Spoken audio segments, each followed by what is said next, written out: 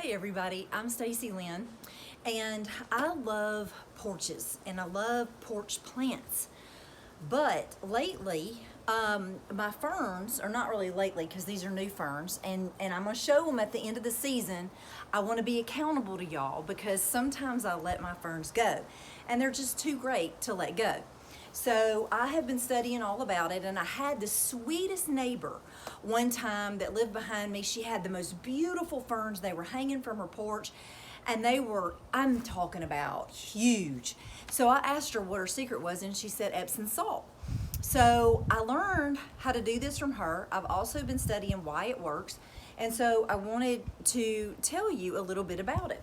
So to keep your ferns beautiful and fluffy and not yellow. Mine tend to get a little bit yellow and disgusting looking and just unhealthy.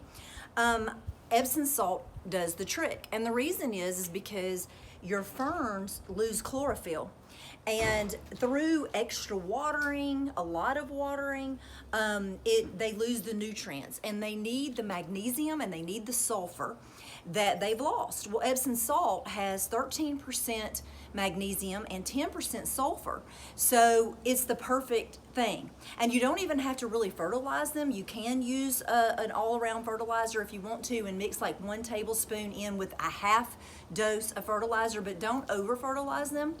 But what I like to do is get a gallon of water and mix it with 2 tablespoons of Epsom salt, and you can get that at I got mine at CVS, but you can get it wherever they have Epsom salt, and it's just beautiful white Epsom salt, and you get 2 tablespoons, put it in with a gallon of water, mix it up really well, and throughout the season, once a month, spray the outside of your fern with that mixture. The other thing that you can do is put about 1 tablespoon around the base of your plant. And I like to do that with mine that are outside in my courtyard, the ones that are actually planted in the ground.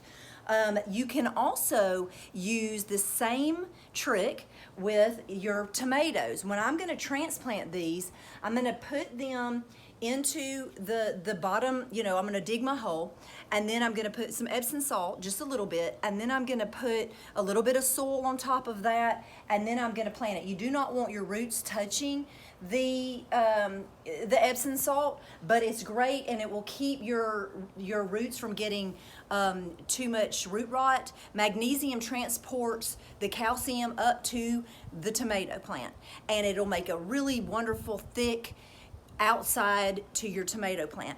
So Epsom salt is a cure-all, not only for your aching muscles, but also, and now that I'm thinking about it, magnesium is great for aching muscles, and it's got it in it. I've always wondered about that. An Epsom salt bath is great for you, and it's great for your plants. So make sure you get some the next time you go anywhere that has Epsom salt. Mine was CVS. But anyway, y'all, I'm glad I got to talk to you, and I hope you'll use this. Save it to your page so that you don't forget during the summer. Talk to you soon.